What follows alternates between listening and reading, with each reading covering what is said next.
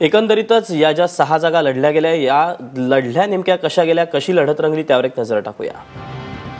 पुण्यातला विचार केला तर पुण्यामध्ये अशोक केनपुरे यांनी भाजपकडनं ते उभे होते, त्यांना 133 मतं मिळाली। संजय जगताप काँग्रेसचे उमेदवार 71 मतं मिळाली, तर विजयी ठरलेले आहेत राष्ट्रवादी काँग्रेसकडनं उभे असलेले अनिल भोसले, तब्बल 440 मतं त्यांना मिळाली।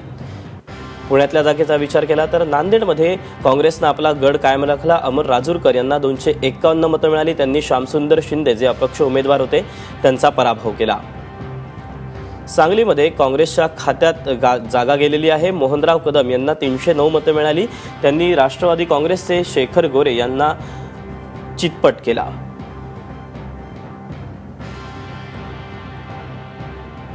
तर यवतमाळमध्ये मात्र सेनेचा झेंडा पाहायला मिळाला। तानाजी सावंत यांना 348 मतं मिळाली, काँग्रेसच्या शंकर बडे यांचा त्यांनी पराभव केला।